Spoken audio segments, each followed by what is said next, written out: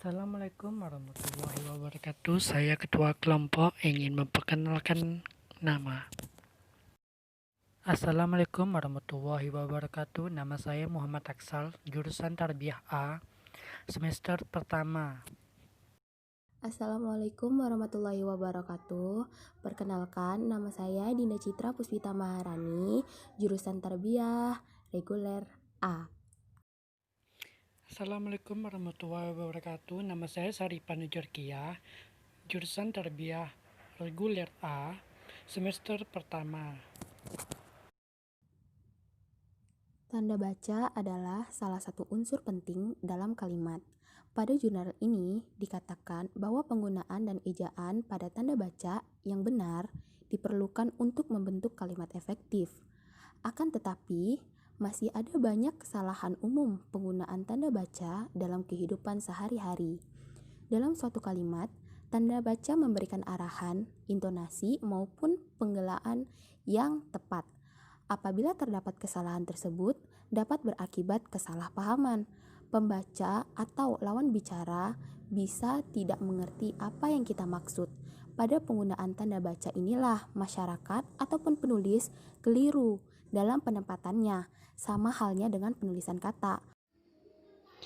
Penulisan kata adalah sebuah kata yang disusun menjadi kalimat yang sesuai dengan pedoman umum ejaan bahasa Indonesia.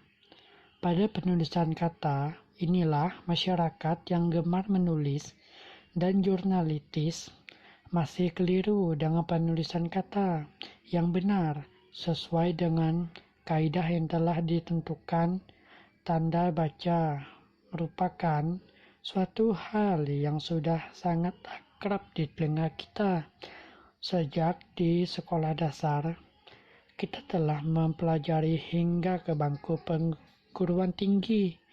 Tanda titik banyak disalahgunakan pada kondisi berikut ini.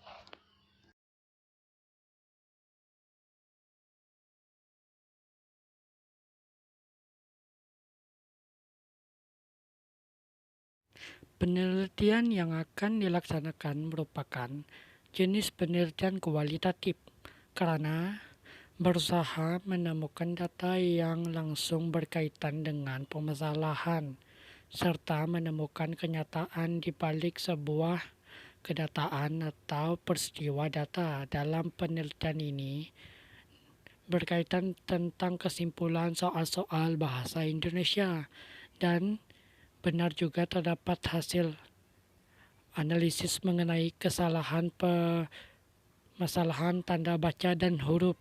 Itulah metode kami. Hasil dan pembahasan. Yang pertama, penggunaan huruf kapital. Pada soal tersebut, kami tidak menemukan kesalahan penulisan huruf kapital. Penulisan huruf kapital pada soal tersebut sangat bagus, tidak ada kesalahan pada saat penulisan baik itu di awal kalimat, penulisan nama, dan lain-lain.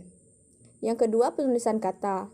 Dalam kategori ini, kami tidak banyak menemukan kesalahan dalam penulisan kata, baik itu di awal kalimat maupun di akhir kalimat. Dalam jurnal ini, kelompok kami telah meneliti kesalahan dalam menulis kata. Yang ketiga, pemakaian tanda baca. Dalam kategori kesalahan ini, ditemukan beberapa kesalahan dalam peletakan tanda baca pada soal. Selanjutnya, kesimpulan. Pada soal tersebut, kami tidak menemukan banyak kesalahan pengguna tanda baca dan kesalahan penulisan huruf. Sedangkan kesalahan penulisan kalimat ditemukan pada aspek ketidaksepadanan struktur, ketidakhematan, ketidakcermatan, ketidakpaduan, ketidakparelaan, dan ketidaklogisan dalam kalimat. Hasil penelitian ini ditemukan pada penulisan huruf kapital.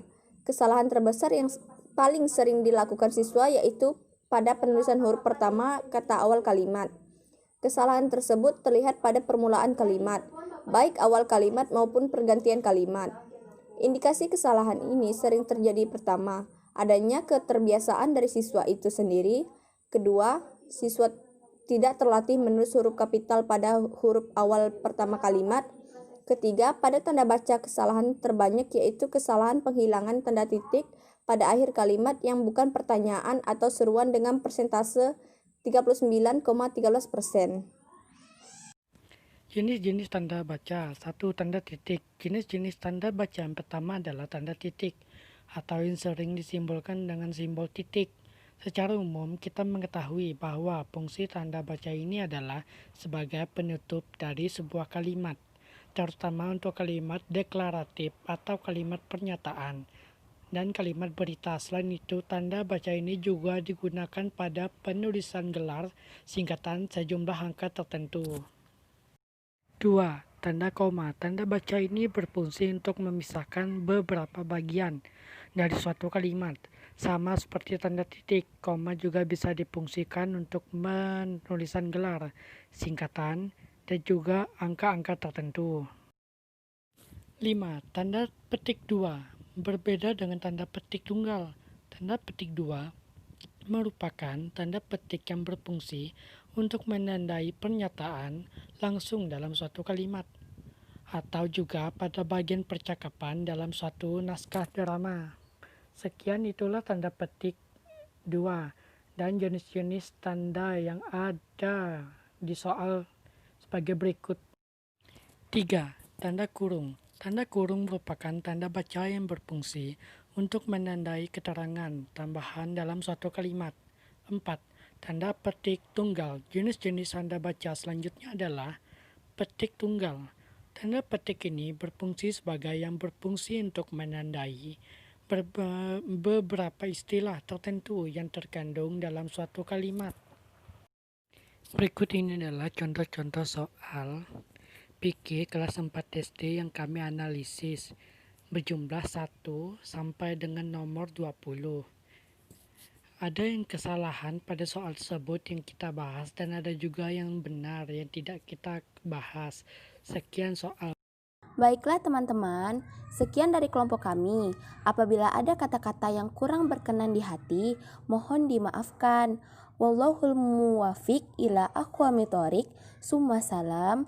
Wassalamualaikum warahmatullahi wabarakatuh.